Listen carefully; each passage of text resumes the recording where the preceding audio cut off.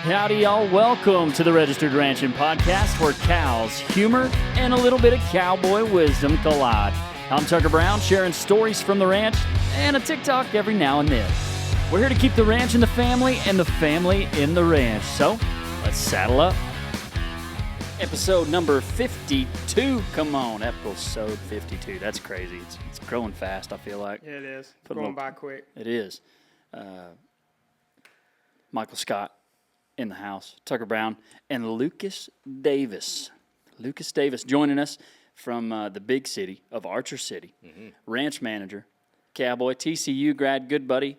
Welcome to the Registered Ranchin podcast, dude. Glad to have you. I got to get you some. We'll clap it in there for you. Yeah, pleasure to have you in. And Flying M.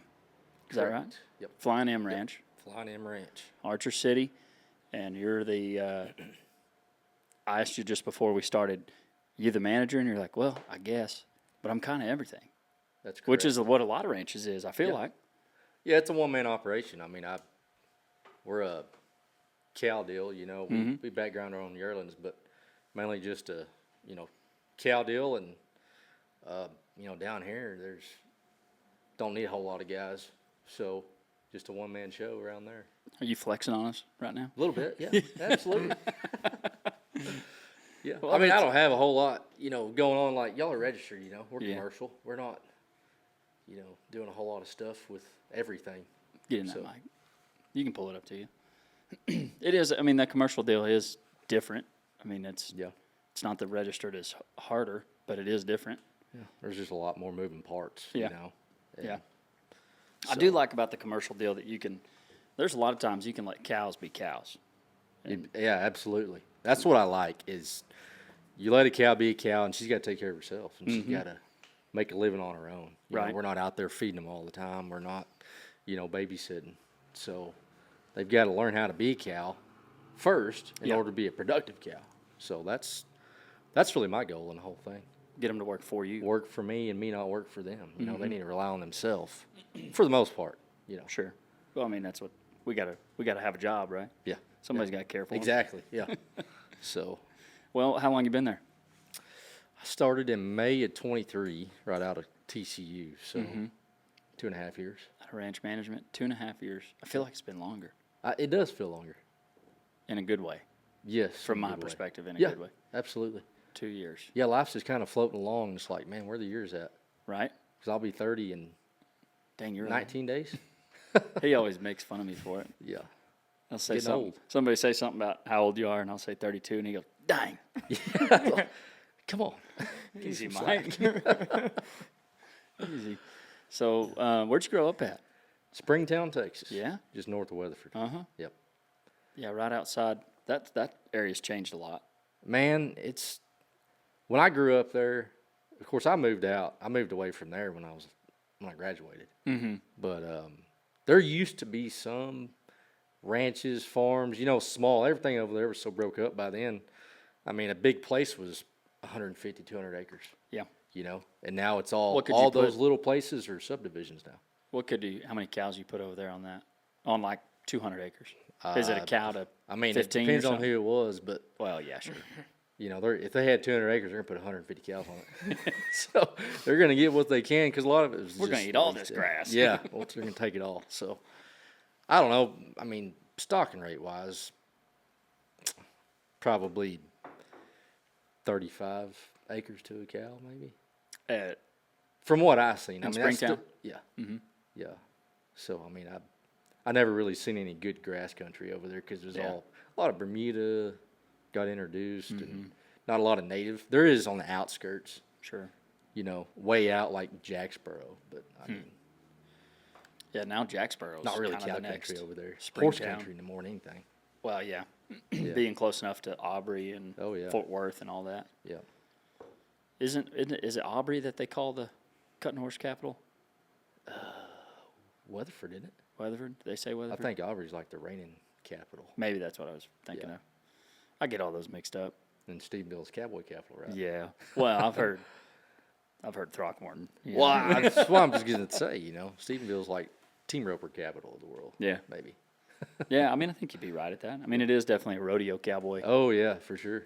Rodeo cowboy capital of the world. There's a bunch of those studs over there. Oh, man. That live in that area. Yeah. So grew up in Springtown. Yep. Did you grow up ranching? No, I didn't.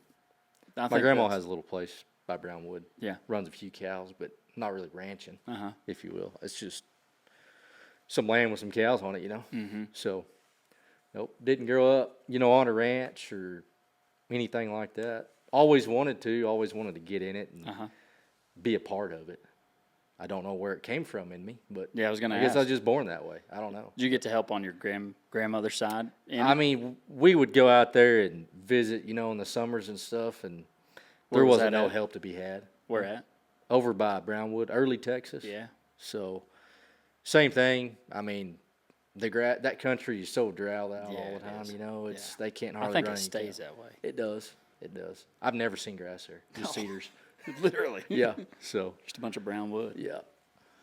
That's wild. And so I always love to share the stories of guys like yourself. Like there's so many that think you have to be raised in it to be in it, and you're a testament to show that that's not the case. Right. And you didn't do it overnight. No. But No. so graduated from Springtown, which is a larger school. I mean, not as large as it is now, but what was it? I think I graduated with like 250 or 60. That's a lot. It's Relatively. pretty big. I mean, I grew up with 18, so a lot different. yeah, a little different. Yeah. So where'd you go after that? Man, I just kind of so when I was in high school, I had a landscaping company, and I played around with that. And then I got out of high school, and I kind of continued on with it. And I went and worked for a place that worked on sports fields and stuff. And I was there for like 8 or 9 months, and I was out. The whole time I was there, I was really, from the time I graduated high school, I was looking for a ranch job. I was ready to break out and get into it. So it took a couple of years. I sent out, I don't know how many resumes to different places, and I mean, down here, all over the country. I mean, I was putting out posts. I'll go anywhere just to get in. And finally, a place in Colorado got a hold of me, and they're like, hey, we want to interview you. Dang. So I flew up there. I took off from work, and which was really tough to do at that time. So I had to, had an ear infection. Right? It meant something. Yeah. Yeah, it meant a lot. So I flew up there, interviewed. They offered me the job, and I flew back down and put in my notice and moved away like a week later. That happened quick. I mean, best thing I ever did for myself once it was started. leave the country. Yeah. Not, leave this in part the United of the country. States, Yeah. this part of the world. Yeah. Get away from home, get away from everything. I didn't know anybody. Mm-hmm. I didn't have acquaintances or nothing.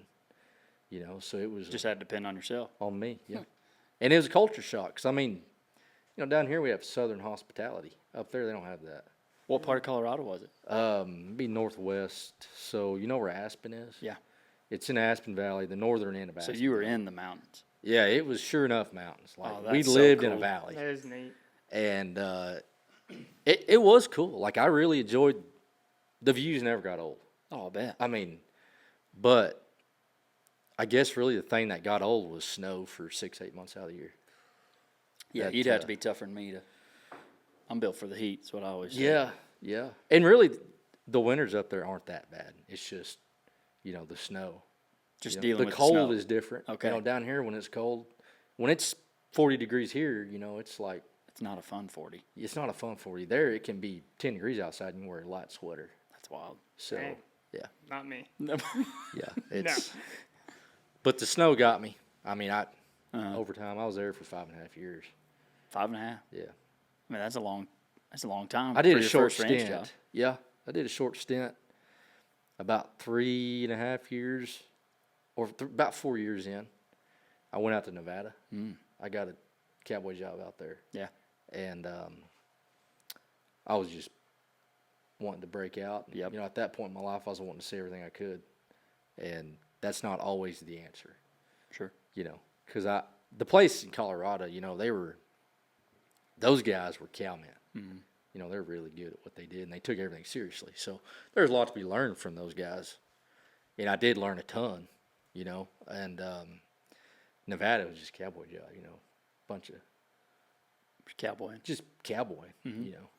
I say a bunch of cowboys. Heck, it was just me and two other guys, you know, Covering a lot of country. a lot of country, and it was fun. I loved it out there, but I mean, it was 2.5 hours of town.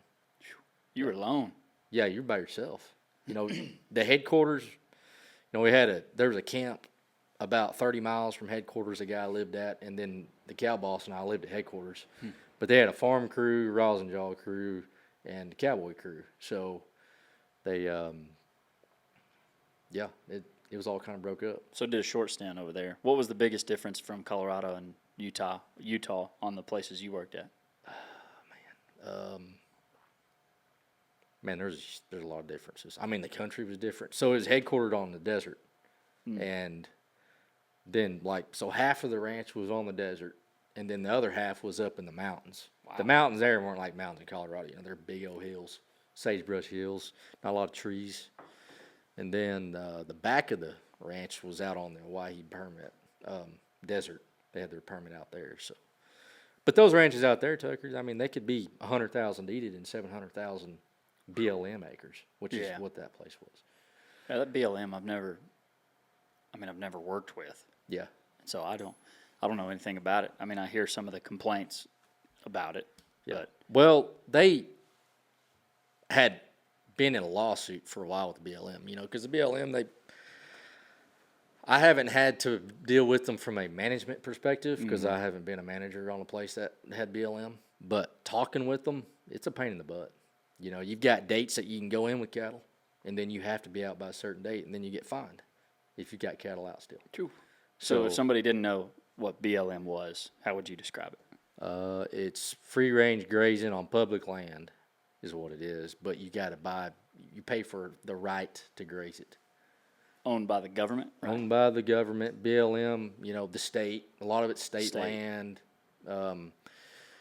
BLM is Bureau of Land Management, so they manage that state acres. You know, so and then a lot of those ranches have forest permits too, which is managed differently. Huh.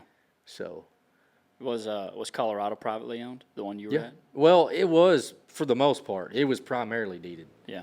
And then it had, I mean, I'd say it's 80% deeded and 20% forest and BLM. Okay.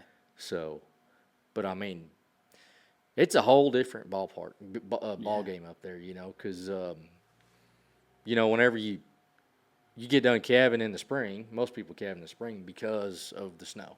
You know, fall calving's tough up there, but would there still be snow on the ground? Yeah. When you're calving in the spring? Oh yeah. Yeah. Yeah, we usually started last week of February. Started calving heifers. So this is Colorado. Yeah. Okay. Yep.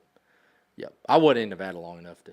Oh, okay. I mean, they were kind of they calved all year, I guess, actually, because they had 3,500, 4,000 cows there. Whoa.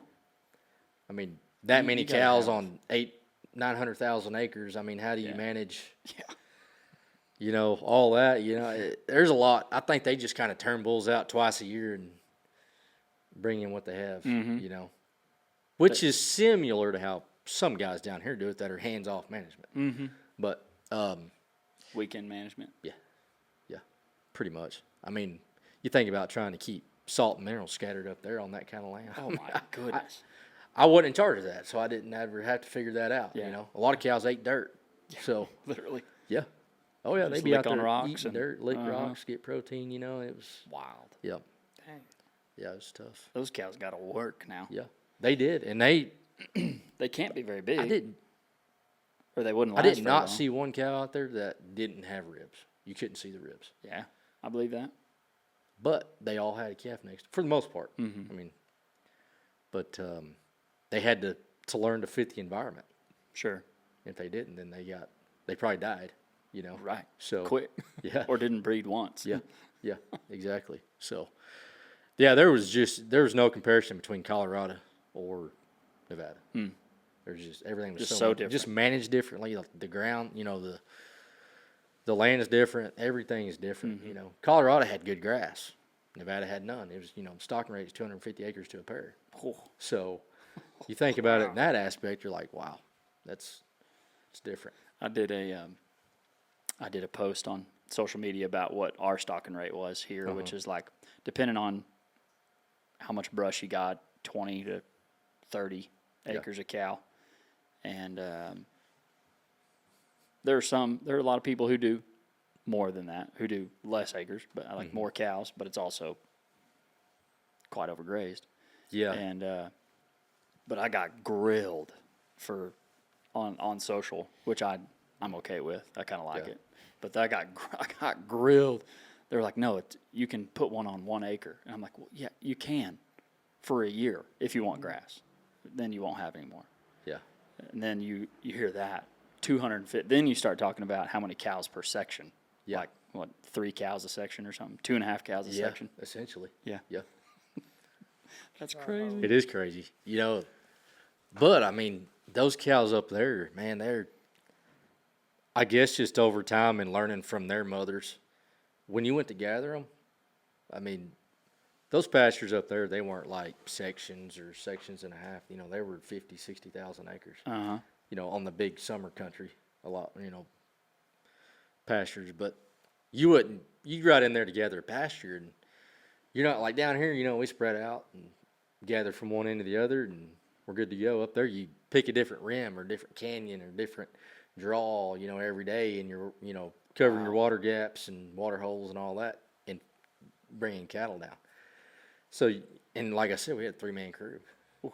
Yeah. So to gather one of those, it'd take you a few days? Several weeks. Weeks. Weeks. This is when the virtual fence stuff starts to make a whole lot of sense. Yeah. About, even if it's just location.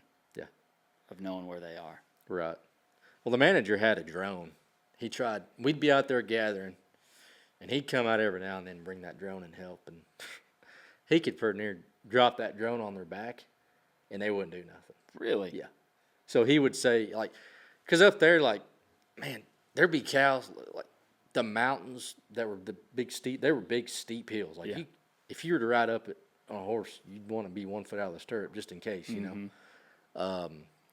He would try to help us by knocking those cows off of those steep parts. But once they got used to that drone, knew they could just not do anything, then we had to still go up there, which was fine. But it made them worse, A little harder to gather. Yeah. Dang. Yep. That's crazy. So after Nevada, you went back to... I went back to the same place in Colorado. Yeah. Yep. Because when I left Colorado, I wasn't really sure how I was going to go. And I left on good terms with them.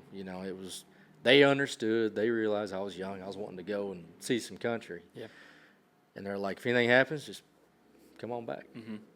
So I went on back.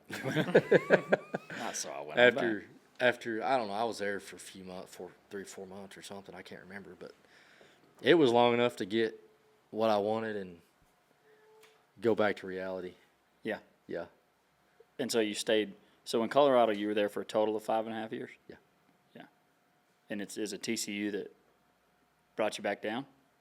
Yes. Yeah. Yep. So I had planned on, once I moved back, I had looked at going to TCU, like, I don't know, pretty early on before I even went to Colorado. Just trying to figure out how to get in the industry. And so it's always been on my mind. Yep. And so when I went back to Colorado, I started thinking about it, like, I really want to do this for the rest of my life, but cowboy wages don't really raise a family. Yep. Very easily. Tough. Yeah. So I was like, man, I need to go to school. TCU's apparently where it's at, and that'll help me at least secure a lifetime of a career in what I want to do, because it's sure a lot easier to do what you want to do and do it good, Yeah, so, no doubt. Yeah. Did you look at any other schools besides TCU? Nope. Yeah. Nope. That's kind of the one you wanted. I went to high school with a guy. He went through TCU, and I had talked to him briefly about it, and he highly recommended it. So I had done some reading on it, and all that. So I was sold on it, and I was committed. I was wanting to go, so I made it happen. Sounds like that Colorado place sounds like they're pretty good to you. Yeah, very good. I mean, taking you in without ranching experience, and that's pretty neat. It was. I'm super fortunate I had that opportunity. to work for them because, Had you know, rode nowadays before? guys don't want to hire someone that's real green because then they got to babysit them. And they had to babysit me. Yeah. I mean, there was no, it's just so much different up there. There's so many more moving parts up there because, you know, down here, you got your cows turned out and they're, you know, as long as you keep them fed when they need fed and mineral and salt turned out, I mean, Let them be you're cows. kind of set. But up there, you got to feed them 6 months out of the year every day, you know. So Hay? you have to take care of them, hay and alfalfa. And alfalfa. Yep. And then you got calving season. Then you know you got all this moving cattle around all the time, and yeah, I mean that's where I dang sure cut my teeth as a cowboy, as everything, you know, because they had some irrigation, and we all had irrigation duties, and they had a little bit of farming, but you know, cowboys hate farming, so we got all the haying done in about 2 weeks every year because we didn't like doing it. you Yeah. know. We wanted to just get it done. We want to do a good job, but we want to get it done. Hustle. Yeah, we wanted to get it done. We'd work all day long, 24 hours a day nearly, and put up the hay and Hustling. get done. Yeah. So, yeah. But I mean, the cows pay the bills, so we had to make sure they were taken care of. And half of that ranch was the headquarters, and the other half was about 18 miles up the valley, the summer country. And we'd always brand, and then a few weeks after branding, we'd ship everything up there. So then you had every day you'd go ride summer country, different pasture, check health. Because, I mean, you wouldn't think, but they have quite a few health problems up there. Huh. Yep. Yeah, I wouldn't think. Yeah. Is it weather related or? Everything, because, I mean, it can be 90 degrees during the day and then drop down to high 30s, low 40s at night. Ooh. And then, you know, up there, a little bigger country, you know, they follow their mothers around to water and feed and all that dust, you know. I think there's a multitude of different things. But, yeah, you had to stay in them. Have you been back up there since? Yeah, visiting. Yeah. That's cool. Oh, yeah. Yeah, they're great people. So I really enjoyed that. It was good. They were really good to learn from. You know, they just knew so much. And the manager there, Tom Harrington, he's a CSU grad of, you know, the beef program, I guess is what it was. But he had a ton of knowledge to share.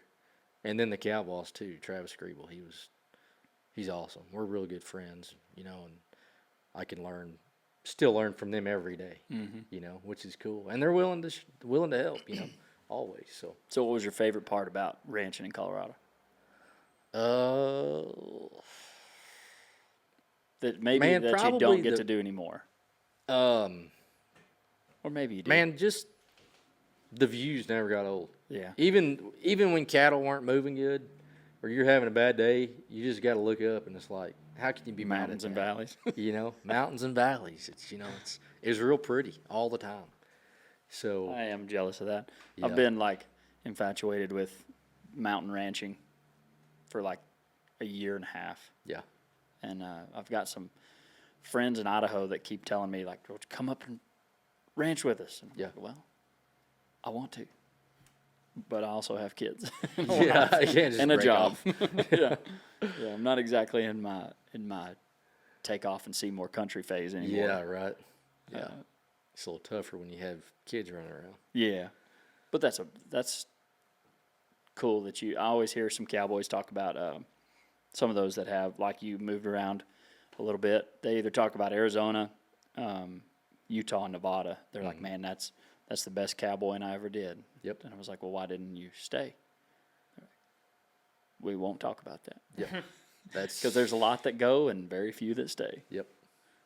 But they do say that's some of the best cowboys they've ever worked with, some of the handiest guys, and just tough. Yeah. Sounds like. It's I've never tough. been. I mean, you're far from town, which I was fine with. You know, I didn't need to be dependent, you know, on somebody all the time. So I loved being out there. But, man, I felt like I wasn't improving myself. Yeah. I mean, I was as a cowboy. I mean, we roped and doctored stuff all the time. I mean, they were so mineral deficient every time, you know, the manager told us, you know, when y'all have some free time every day. If you have it, ride around and look for cripple cows and give them a shot of multimin. Wow. So, I mean, he's pretty much saying go out there and Go rope them and give it to them. Go rope them and give them multimin. Wow. Because they had, I don't know, that place had a hot spring on it, running through it. There was some weird stuff going on. And their cows, I mean, they were in bad shape. Like, they had some issues. And the vet said they all need multimin. Well, I guess I didn't want to gather them all up and bring them in and run through the chute. So they're like, well, just go out there, and when you have nothing to do, We'll just which rope never some and give happens, it to 'em. Yeah. start giving multimin. So we did that a lot. Did you have to check waters out there? Yeah. I mean, what water there was, I mean, they had that. Some of them places they might have to travel 3, 4, 5, 6 miles to get the water, you know, to where the good feed ground is. Was it wells or was it? You said No, hot. It was no. just springs and stuff. A lot of it, like irrigation ditches down on the headquarters, part of the ranch on the desert. Man, I can't really recall ever seeing an earth tank. Really? Honestly. Now that I think about it, I don't ever remember. So, yeah, I guess irrigation ditches and cow tracks that were holding water. Wow. That's what they got water from. Wow. Yeah. There was a little well up there. There's one well that I remember, but that was it. Dang. Just a naturally occurring one, you know, spring. Uh-huh. Not even a well, a spring that they put a trough in there and let it fill up. Wow. Yep, so that's the only one I remember. That's cool. I didn't know you went out there. Yeah. It was a lot of fun. What? So this brings me to one of my favorite segments. Uh-huh. And you get some ready too. This is called the Ag Gear Hot Seat. And because you're not wearing ag gear, actually wearing one of the competitors, it's going to get really hot in the hot seat. But if you're wearing ag gear, it wouldn't be so bad because it keeps you cool. Yeah. And so go online, go to Ag Gear store, use discount code Tucker Brown, all cap, no space, Tucker Brown, and get 15% off. You can wear ag gear. Even get some jackets, some polos, like old cowboy over there is wearing. Farm Pros. Mm-hmm. My favorite. You do like those. They look nice. I like them. Yeah. I like them. All right, Ag Gear Hot Seat. What is one piece of equipment that you've seen cowboys carry that they don't need? Beer. Fair. Yeah. Good answer. Yeah. I mean, no, I mean, in all honesty, man, I don't know. Usually you see a lot of guys packing a cord around, but you don't ever see them use it. I think it's kind of one of them cool things. I do Just it. to have, yeah. I do it Yeah. just so everyone knows. Just yeah. Hey, I'm a cowboy. Yeah, that's right. That's right. Yeah. I guess What so. is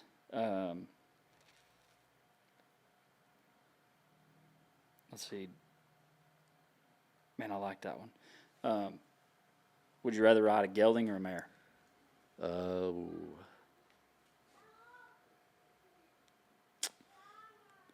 I'll break that into two parts. If I owned a mare band and I was trying to raise my own, mares. Okay. That way I can prove them. Oh yeah. Geldings, if I'm just ranching. Yeah. Yeah. If I'm not trying to do anything, I just got a job to do. Do you have some? Is there a mare band at Flying M? No. Okay. No, not yet. Not yet. Yep. Oh, sounds promising. Well, we might. Yeah, it's something. We're looking to lose a little money. So did so good in the cattle this year, you know. Yeah. Dude, the horse business has changed so much Oh man. in the past 10 years. Yeah. Nuts. Did like the cattle market did in the last 3 years. Yeah. You know, just Yeah. doubled and tripled and And it kept going. yeah. And it's still open. The top end's still open, so Literally. it's on a big bull run, I guess. What was your favorite field trip at TCU? Probably the Panhandle. Yeah. Yeah.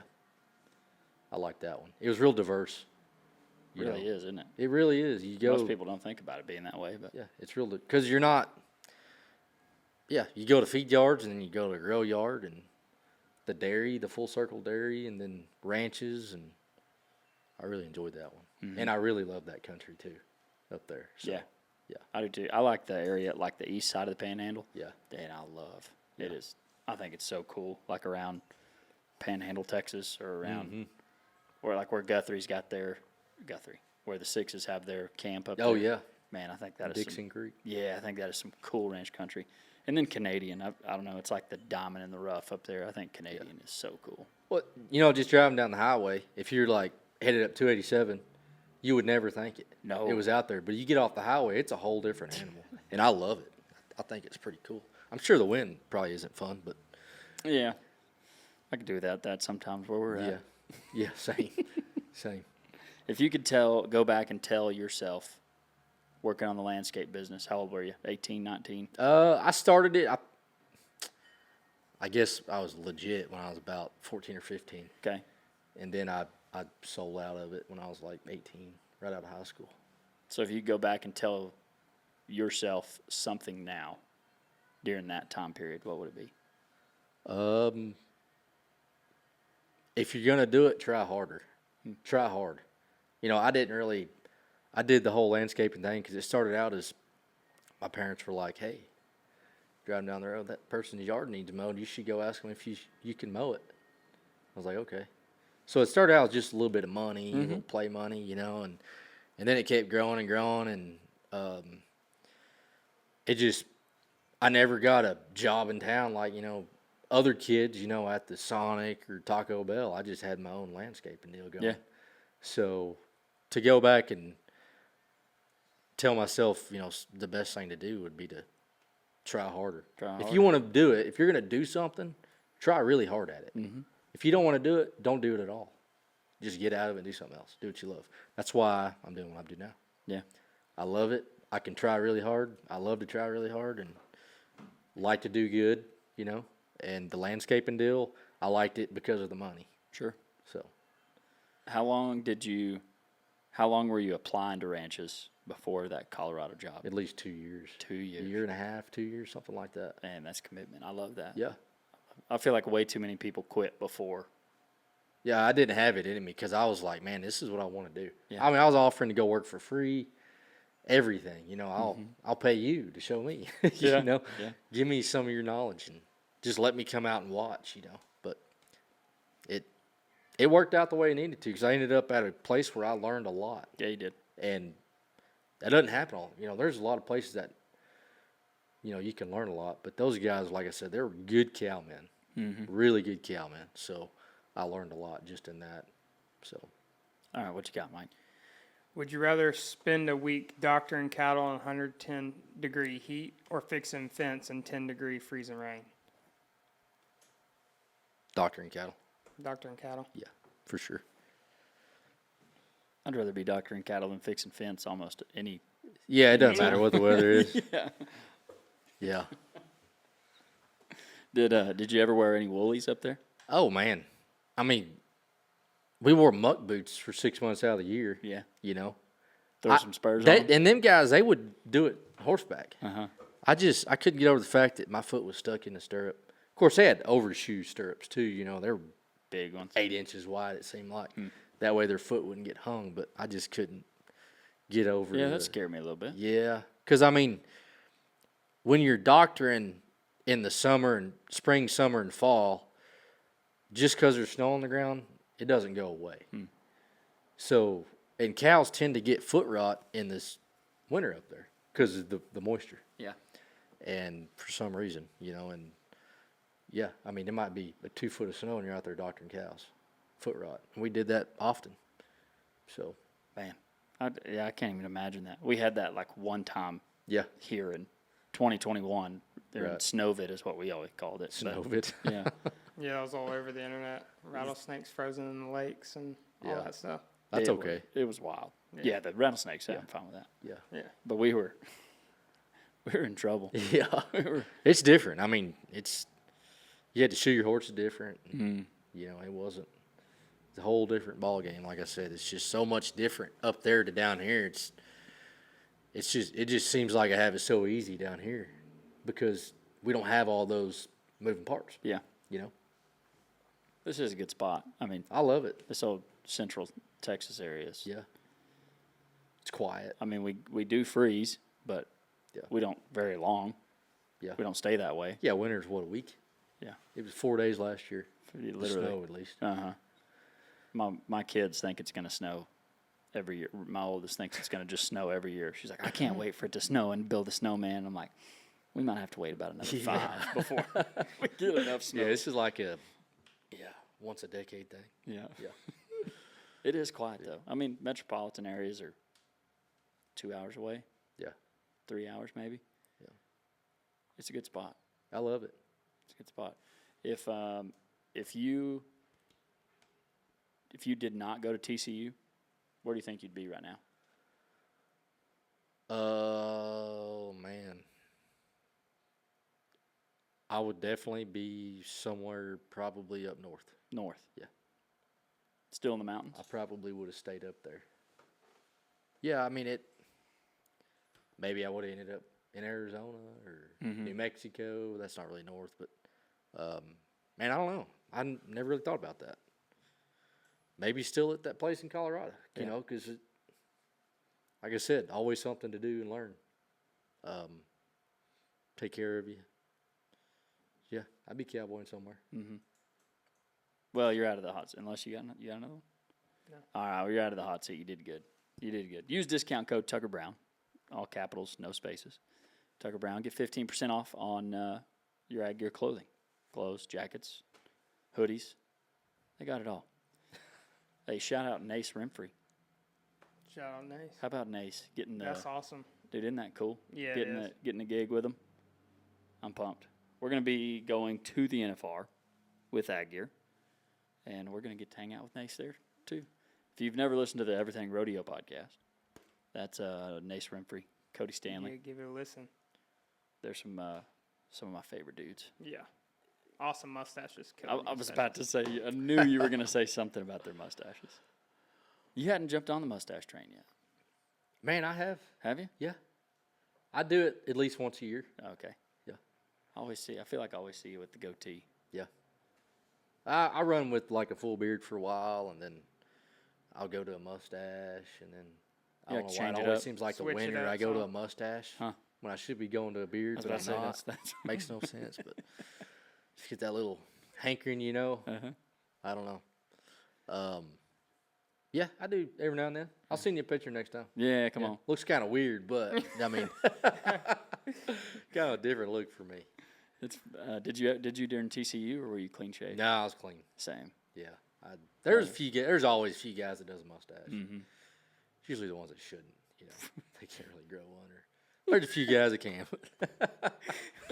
Like Yeah, me, come I on. can't really do one that good. So Yeah. it's not thick and full like that one actor. I forgot his name, but I heard a lot of them. But Yeah, like some of those cowboys that got I mean, the just full. And, caterpillar Yeah. up there. yeah, caterpillar. I know, yeah, I wish. that's the word I look for. Golly.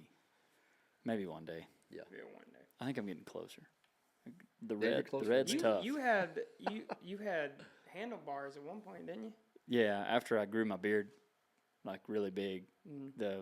the football game was in Springtown. Actually, it was a playoff yeah. football game, and I told them if they won the playoff game that I would let them shave my beard however they wanted to, and they chose handlebars. But I had a pretty. It had been growing for 5 months or Yeah. something. Oh So dang! It was some massive handlebars. that didn't stay very long. Carly was Yeah, I not bet. a fan. Also, there was a lot of people that were like, "You have a dimple chin." I was like, "I'm almost 30." Yeah. Yeah, it's hard to avoid that. Yeah, hard to avoid that. Butt chin. Mm-hmm. What? So tell us about flying in. After TCU, went to straight to the flying in.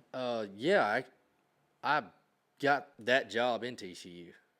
So I did my. Oh, you did your management plan on it. That's right. I did, and I got lucky and landed that job. Yeah. So it's been great, man. It's a awesome ranch, and it grows grass and a lot of it. Yeah, You it looked good whenever I dropped off bulls the other day. Yeah, yeah. And that's all it. That's not me. It's just it doing its thing. Mm-hmm. So it's got good resources on it. It's got a lot of water, a lot of grass, too much brush. Kind of working on that. Hopefully, in the near future. I guess the only thing wrong with it is I don't own it. Yeah. You know. Yeah. So, yeah, no, glad to work there, and the owners are good to work for, and How no is it? complaints. How is it? Does he live there? No, no, him and his brother own it. One lives in Midland, one lives in Dallas. Okay. So one's a silent partner, one's the operating partner. Yeah. So And so you're kind of managing it as they want it managed. yeah, While and they're real not new there. to this industry, Yeah. so they're, they need someone to kind of guide them the right way. It's like when problems come up, this is a solution. So that was they got turned to TCU. I can't remember the guy's name. He did TCU. He was kind of the face of TCU for a while, or maybe still is. But he went to him to get involved in TCU Okay. and get on the books to get a manager out there. And he didn't know how it worked, so he's just like, maybe it's going to take 3 or 4 or 5 years to get a guy out here. He didn't realize it was going to be like that. So, yeah. He needed one at the beginning of the year, and you had one by the end of the year, which is what he wanted. So it's more ideal. But yeah, they're good to work for, and they're good people. How is it managing? Like I know there's a lot of people who want to own their own ranch, or want to do that. But there's a lot of opportunities like the one you're at for managing it for somebody who doesn't. What am I looking for? The owner that doesn't live there. Yeah. What's the term for that? I feel Absent owner. Yeah, the absentee owner. Yep. I feel like there's a lot of opportunity for that. A lot of openings. Yeah. Yeah, it's you got to be a good person, obviously, to work for an absentee owner. I mean, there's a lot of good guys out there, and there's a lot of that probably don't need to work for an absentee owner. But you've got to be a self-starter and self-driven, and wake up with a plan every day, and know what needs to be done, and know what the expectations are. And like in my case, the owners don't necessarily have expectations, so you got to create them for them. So it's you creating the expectations. Yep. And in then your carrying out situation. the expectations, and Yeah. then making sure, seeing everything through. And like I said, they're new. It's like, if they're old guys. So like if I went and bought an oil company, I have no idea Yeah. what I'm doing. I don't know what the expectations are, what we need to do, what we should be doing, how we should be doing it. So I'm kind of that for them. Gotcha. So and they were aware of some problems when I took the place over, and we're working on those. We started in on that, working on those, trying to get those straightened out, and then of course problems come up as you go, and not necessarily problems, but things come up. And so when you pick a direction, you got to realize you're not going to go that direction 100%. You're just going to go this way and that way. It's not always going to be what you have in mind. Yeah. Ever. It just never seems to be that. I mean, you can plan something out as far out as you want, the perfect plan, and it will not work. It will not go that way 100%. Something is going to throw a loop in it. Yeah, I think that's ranching. Throw a stick And in it, yeah. I think there's a lot of that in ranching. Man, There's a lot of that at our place. Yeah. We're organized chaos. Yeah, trying and the to- more moving parts you have, like y'all, the more that is going to happen, So it's always something. And it's the little things and big things, But, I mean, in my case, that place, when I come on, and it's still that way, is everything's pretty much kind of new. All the fences are pretty new within the last 10 years, 10 years. Facilities are fairly new the last 10 or 15 years. So it's not like there's a whole lot of need for me to have a full-time guy. Because, I mean, if you have bad fences, you can justify a full-time guy. Pretty easy. But, I mean, when you got fences that are pretty much at 90% and stay that way, and we're built right, you don't have to. You can cut down on a lot of labor, which is nice. It allows that place to be able to do better in the net department. So You hire some day help from time to time? yeah, that's primarily what I run with. They hand it whenever I need help. Yeah. and which I like it that way because, I mean, you're not around each other all the time, and so when they come into town, it's good to see everybody. And Good spirits. good spirit. Everybody's in a good, for the most part, everyone's in, glad to be there and do the work. So, yeah, and putting together finding day hands is, I don't know if y'all have that problem, but it's pretty tough.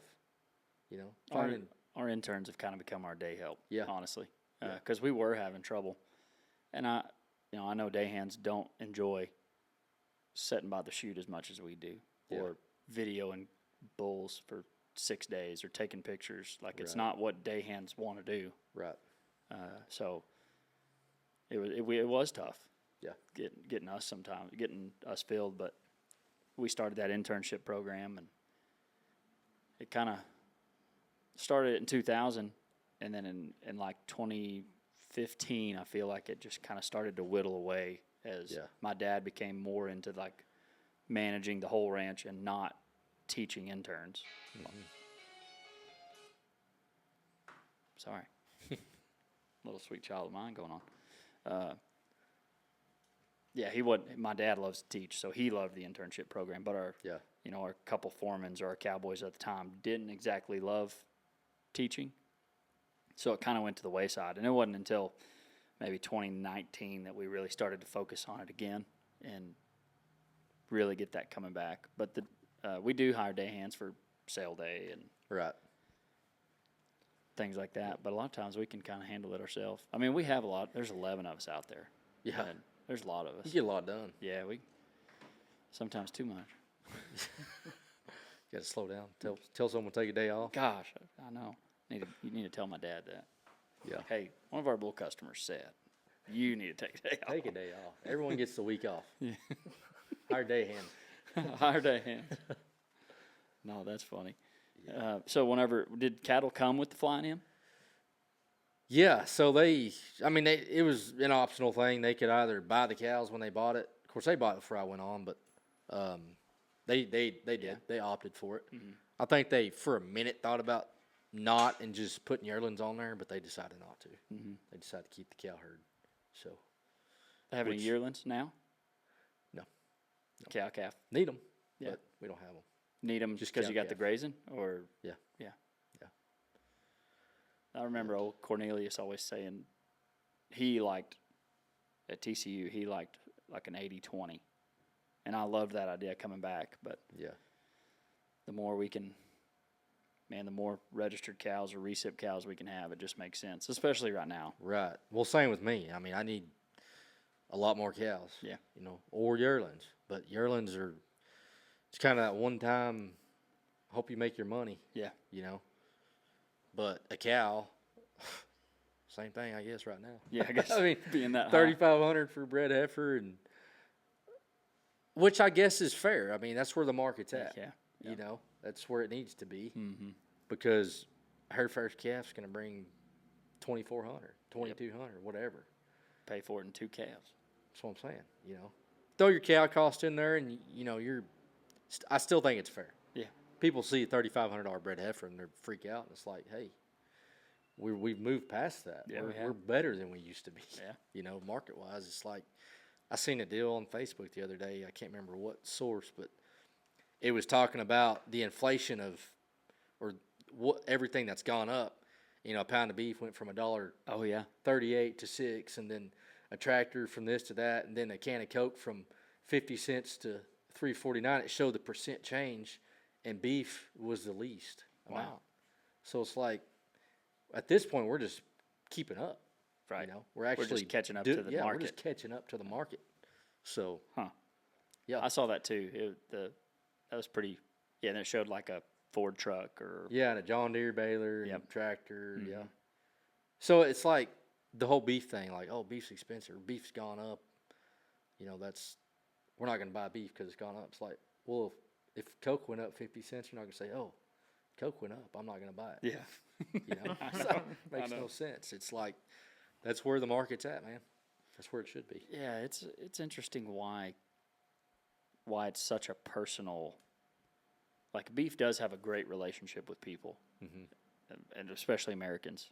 Yeah. And it's funny how they will take that personal. But if chicken went up at Chicken Express, like, Yeah, I wouldn't think twice about it. right. And they can produce a lot more in 1 year than a cow can. Dang right, they can. The U.S., America should be pretty happy that we love what we do. Yeah.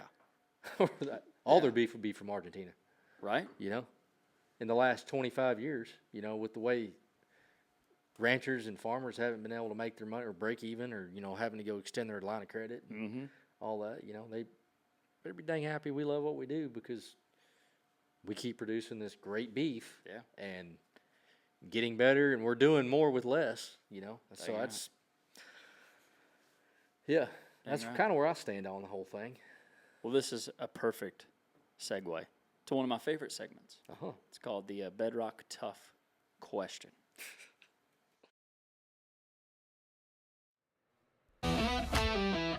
Welcome to the Bedrock Tough Question, brought to you by Bedrock Truck Beds. The toughest truck beds there are, and that's why we use them. Get one today and find out for yourself. And now back to the Bedrock Tough Question. Yeah, if you need a flatbed, get a Bedrock because they're our favorites. We got them on our trucks, and you got to have them, and that's why we do. So, to the Bedrock Tough Question, what is the toughest thing about being a manager for a ranch for you? Managing people. Managing people. Even though you don't have full-time. Yeah. Still a problem. I did have a full-time guy for about a year to help me. I had a lot of stuff. When I took that place over, I had a lot of catching up. Yeah, catching up, like office and, just stuff that involved a computer. And now it's just day hands, and we've got a wildlife division, and I'm not over them or in charge of them, but still, even having day hands out, I think it's the toughest thing, honestly. Yeah. I mean, you can't, I don't know, it's just, I'm sure you know what I'm talking about. I do. Managing people is just different. Yeah. It's not what we get into ranching for. No. And so. No, it's not. Yeah, we don't get into it to manage the people. But yeah, it is tough. It is tough. But I like that. I like your answer, and I wanted to put in even though you don't have full-time guys, that is still difficult. Yes. Yep. Managing all that timing and day help and. Right. Yeah. All the timing and getting, because all my day guys, they've got their own lives. So whenever I'm scheduling stuff out, I've got to be a month and a half in advance on stuff. Yeah. That way I can know I can get them. Because if I wait till the week before, it's going to be just me out there. Yeah. Yeah. So. You not cowboy enough for that? What? Nope. Nope. Sure not. I don't know why this just popped into my head, but I think you'll think it's funny. Michael got his lips chapped for the first time the other day. Uh-oh. For the first time. What happened? You got them chapped or chapped? Chapped. Oh, okay. Dry. Yeah. You got dry lips. Yeah. First time. That don't happen out there? No. It's so humid, I guess, that they never get. I don't know. It was so funny when what flavor chapstick you get? He was like, "It was my first time," and I was like, "I've never thought about that. Like somebody not getting chapped lips." Yeah. It was weird. Do you carry chapstick? Because now? Yeah, I do. Do you? Yeah, I do. That's why you're my favorite, Michael. Is it lip balm or chapstick? No, it's not in these jeans. It's a peppermint one. I got it from All Subs. Nice. Oh, there you go. But yeah, there you'll get fever blisters. Yeah. And sores, but never dry lips where they start cracking and bleeding and junk. It's weird. You got to open your mouth and it just.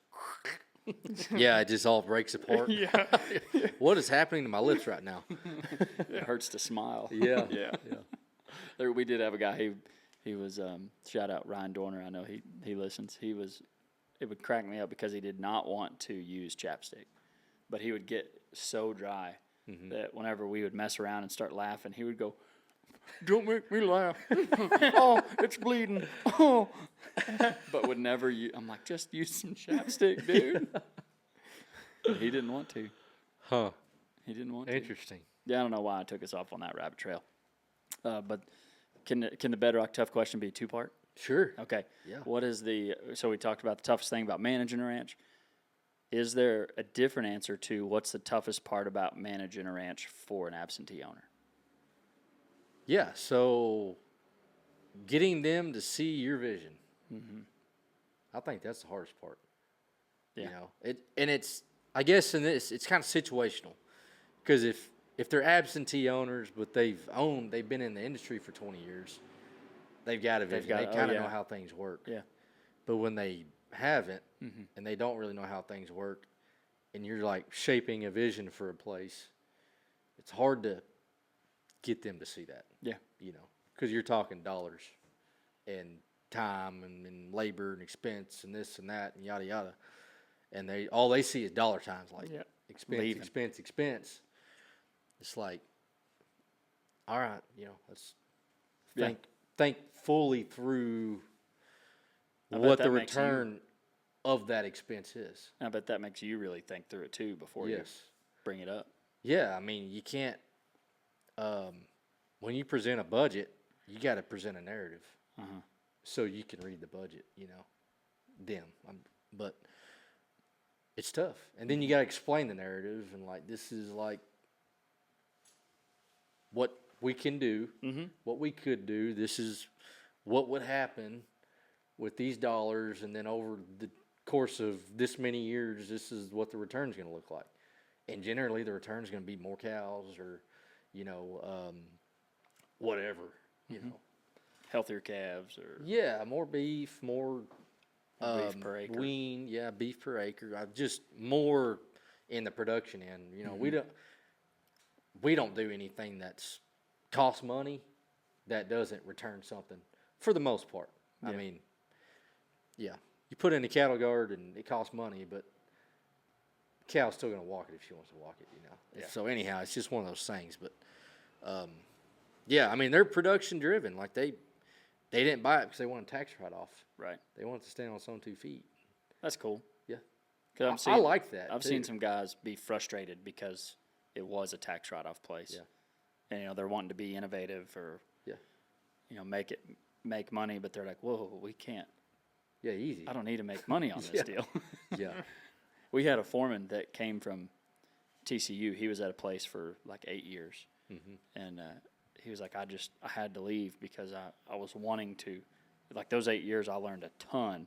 But then as I was wanting to take it a step further, like that's where they cut me off. And they were like, this is it. Yep. Maxed out. Yeah. And so he was like, similar to what you said, like he's like, I've got to go learn something else. Like I've also topped out here if we're not going to do anything else. Yep. So that's cool that they want that. Yeah, it is. And it's all got to be pretty methodical. It can't just be, okay, let's do it right now. It's like, well, let's think about it for a little while. Sometimes it's good, sometimes it's not. I mean, sometimes you only have so long to think about stuff or make a decision.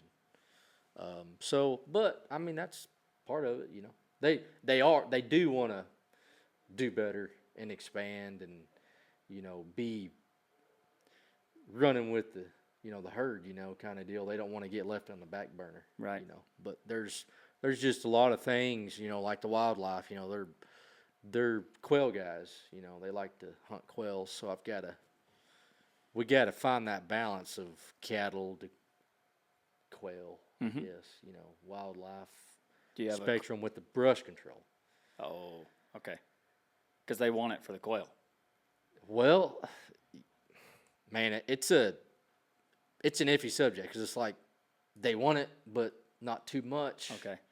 It's got to be a real specific way of going about it. So, like, instead of just wiping the brush out, which is what I'd rather do, right? Most of us would be like, no, get rid of the brush, grow more grass, more cows, more money, more life, you know, more whatever. But it's like, no, we need to save some brush for the wildlife. I understand. I do like to see trees. Yeah. You know, Cows even if it's mesquite, a cow appreciates it when it's 110 outside. So modding the brush thickets up versus just wiping them out. Gotcha. You know? Okay. That's kind of what they want, but the expense is significant. Sure. You know, compared to just you fly it with the plane. You know, if you're in bore or whatever. Now you got to a be a couple little years more later, selective. you take a chain to it, knock it down, and burn it or whatever. I mean, how are you going to do it? Versus modding it, you know, you got to either take a grubber bucket on an excavator and mod it up, or you got to just take, I guess, a drone in there and spray your specific checkered pattern Yep. to achieve that mod. So there's a lot of thinking going into that. Yeah. A lot of smoke coming out the ears on that process. I could see that. Yeah. I could see that. Yeah. Well, your ranch does buy some good bulls. That's what I've heard. Yeah. They do. That's what I've heard. Yeah. Yeah, they come right from Maury Brown Ranch. Come on. I didn't even pay him for that. Here's your 20, by the way. I appreciate that. No, it's fun whenever we get to have, whenever TCU guys coming by, and then, because we know that our bulls are going to be tested, basically. I mean, the expectation is high. And then we also think that the TCU managers know if the results are there or not. Yeah. And so we like it. It kind of gives us a test of like, all right, this bull's going to Lucas, and he better do his job. Yeah. Yeah, for His- sure. His calves better do his job. And so we like it. Yeah, I think it's great. And, you know, the product is good, but you're also close. You know, we're an hour apart. Yeah. So that helps. But just like anything else, if you invest in something, you want it to work. Mm-hmm. You know, and this was our third year to buy bulls. So Dang right. I like that Steven comes with you too. yeah, he loves it. Yeah. He loves that whole thing. You Does know? he? Like last year, y'all Donald did that giveaway every 50 bulls. Yeah. Every 50th bull, and he won 3 of them. Did he really? Yeah, he did. He didn't plan it that way, but it just happened. Just happened. So he really liked that deal. Yeah, well, I bet you he know? did. Oh, he just, and then, you know, kind of having like that little trade show, Yeah. you know, feel to it. Mm-hmm. Go in, buy your bulls, eat lunch, you know, go look at the bulls. It's really fun. I look forward to it every year. Yeah, we do too, mostly because it's payday, but also because I get to can see a lot of understand. friends. Like, if people didn't show up and it was purely online, like the fun that I would get out of it would be way less. Oh, yeah. Like, way less. Yeah, for sure. And so if it's definitely pay off.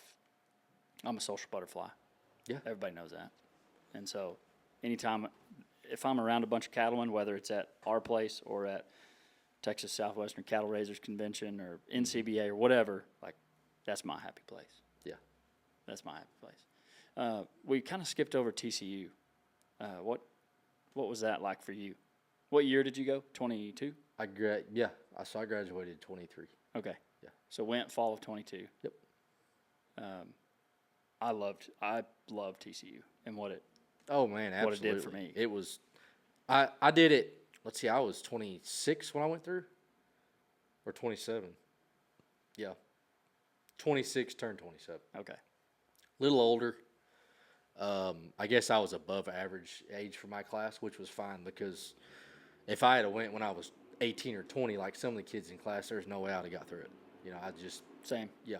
So going that late in life was good because, first of all, I paid for it. I didn't have, you know, besides the scholarships that Yep. you get when you go in, but for the most part, you know, the skin in the game part of it, to get the ball rolling, you know, it was all me. And a matter of fact, when I moved back to Texas from Colorado with the goal in mind to get in, I'd worked on a couple different yearling outfits for a little while. And I was like, man, this isn't going to work. I'm not going to be able to get in with doing this. So I quit that last yearling deal I was at, and I went to the oil field. Oh, we did you? I did. Because I needed a lot of money fast. Yeah. And I was like, man, there's only one way I can do that. That's to either, you know, go Head to rob a Midland. bank or, you know, or go to the oil field. So Uh-huh. I decided to go to the oil field, and that's really the reason why I was able to get in. Oh, cool. So I went and spent 4 months in the oil field and made what I needed to make to get in. And then as soon as I hit that dollar, I quit because I'm not ever going back. Yeah. Yeah. That's not the life for me. No, I have not joined it, but I could see it not being the life for me as well. You didn't miss out on anything. No, I'm all right. Not Yeah, going. you're good. Okay, Man. You're good. Yeah. You had how many in your class? I think we started with 21 and ended with 19. A little slimmer. Yeah. Man, the network that I grew from that is one of the most valuable things I got. Absolutely. The networking, and then, you know, like when you're a ranch hand or cowboy or whatever you are, and you're working for somebody and you're like, why are we doing this or why are we doing that? You know, TCU answers that. Yeah. Paints the whole picture. Paints the whole picture for you. I mean, you can't. I come out and I felt like I was 100% capable of managing a ranch, from the actual production end of it to the finance side of it. Yeah. I like running, you know, taking care of the money, the business side of it, because it mends it all together and makes it all make sense. Mm-hmm. And it's so simple how it works. It's, you know, I think it's great. It changed my life. Same. I mean, changed the way I thought. Changed About everything. Yeah. But I mean, it literally, even outside of ranching, like, I wonder what that cost. Yeah, exactly. Yeah. I mean, I didn't know nothing about markets when I went in TCU. Oh, nothing. I knew Not a nothing. dang thing. I didn't care about it. Of course, when I was getting ready for school, I was interested. Yeah. You know, because I needed to be. But now I didn't think it'd be my favorite class, but it was dang sure With one Mr. of them. Goddard? Yeah. Wasn't that so cool? Man, it was. It's like he always said, it's not black magic, but a lot of people think it is. Yeah. You know, and It does. It seems like it. Yeah. Especially at first when he starts talking and you're like, no, what? Yeah. I will never get this. yeah, I know. And it was like 6 weeks later. It was got like, it. oh, It's making sense. okay. This is how this all works. It did. And It I took never me a knew while. that existed. Right. That side of that part of the world. You Mm-hmm. know, I had no idea all that. Futures cattle. I mean, what the heck's that, right? Literally, yeah. And we didn't have LRP whenever I went through. Yeah. Was there LRP whenever you went through? Yeah. Was there? Yeah. I knew it, like there was hedging and stuff, but like I guess the new LRP programs, maybe. We had the guy come in and talk about it. Did you? And That's cool. I wish I need to like go to class that day that yeah, he goes in yeah, to go listen. Because I've bought some before, but just on some little beef calves. I mean, yearlings that I'm sending to a yard. yeah. I think it's handy. I mean, it's Oh, yeah. better than a hedge. A lot of guys like it, you know. Mm-hmm. So I haven't dealt with it myself. We don't really hedge unless we are in fear. Yeah. The last 3 years since I started here, we have not been in fear. Yeah. Now we're cautious Sure. all the time, you know. Little things from people in politics can change the market pretty quick, as we know. We saw that, didn't we? But Market's up today, though. yeah, Oh, just kidding, it's down. It was up this morning, but it's not anymore. it's up and down. That's what the market always does. Yeah. Literally. I was looking at it coming over here. I was looking at the different market, not the cattle market, but same, up and down all the time. Up and down. Yeah. Well, Yeah. if you had to give advice to, there's a lot of young cowboys and cowgirls or folks that are wanting to get into the business like yourself, that maybe mowing lawns in Springtown, Texas right now. What's your advice to them to get in? Don't quit. If you wanna do it, do it. Keep putting your name out there, you know. And whenever you do get the opportunity, you got to dang sure show up and try really hard. Mm-hmm. Like you need to almost look dumb. You're trying so hard, you know. Because somebody's gonna see that and they're gonna say, "I want to help that person." They want it so bad that they try so hard, and because you can tell the guys that want it from the guys that don't want it. You can tell with day hands too. Mm-hmm. You know, anybody that wants it or doesn't want it. Fair. But somebody that's green and never has had the opportunity but wants it, they need to just figure out what they want to do and go for it. Just start putting your name out there, resume. You got to send. I sent resume after resume after resume. For 2 years. For a long time. And I mean, I'm sure a lot of them laughed at me, but finally Finally got an one. opportunity. I mean, you don't just it didn't happen overnight. Yeah. So, yeah. And then I know there's a lot of folks that, you know, they want that job at the Sixes or at the Wagners. Man, you're competing against guys who have been doing it for 20 years, since they were kids, or like those are tough jobs to get. Yeah. And there's a lot of great jobs outside of those, like the one you got. Right. And I feel like we have some that are pretty good. We just got a new foreman, about to get a new bull man, and there's jobs. There are lots of jobs out there. Just got to find them. Man, I've seen so many job openings in the industry in the last year. I can't believe how, like, if that would have happened, was going on back when I was looking, it would have taken me no time. Yeah. You know, but now I see a new job listing every day, several. Where do you see them at? I've got an app on Facebook, like Ranch World Ads or something. Yeah. That posts a new job listing all the time, every day. Ranch World Ads. Yeah, Ranch World Ads. I mean, that's another place someone can look if they're. I think it's cool too that you went a long ways from home. Yeah. That there are some that like, well, I'd like to stay within 30 minutes of Fort Worth. And I'm Get like, away, well, go, get you're not out, gonna find get away much. from home, and because you'll find yourself. You know, when you get away from home, you'll figure out what you really are. Well, what life advice or favorite Bible verse you got? Life advice, man. You can answer one or both of those. Yeah. Just have fun whatever you're doing, you know. Enjoy what you're doing. And if you want to get better, just keep trying. Yeah. You know, stay in the know and try. Uh-huh. You know, I think try. I love try a lot. Ambitious, you know. I like that a lot out of anybody. I mean, I think it's really important to get anywhere. Bible verse, Philippians 4:13. It's a good one. Yeah, I like that a lot. It's a good one. Yeah. That's Rayleigh's favorite, my oldest. Is it? It's her favorite right now. Yeah. She sometimes like when we're going to bed, we always try to practice one. She's like, "No, do my favorite." Which ones? And she always wants me to start it. Like say Philippians 4:13. Yeah. And then she'll say the whole rest of it. That's awesome. She likes that one. Mike, what you got?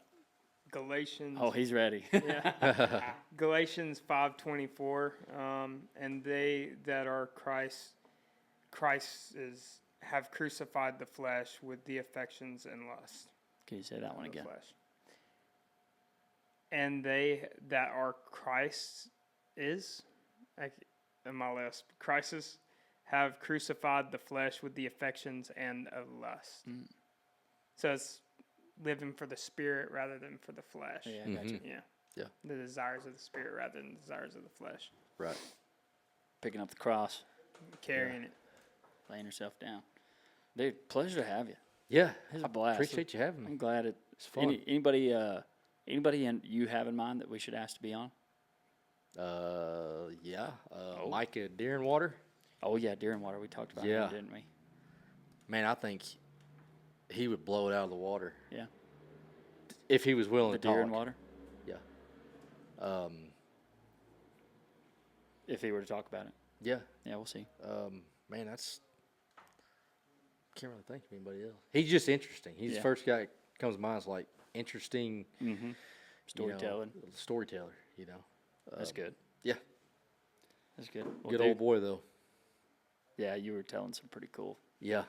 You were telling some pretty cool stories on him. I'll tell you afterwards. Well, we need to get you a cap before you.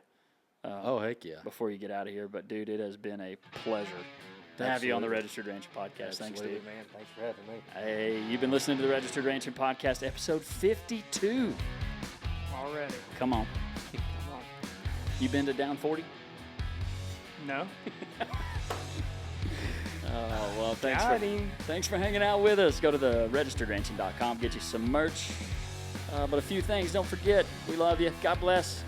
But you stay classy and ranch on them.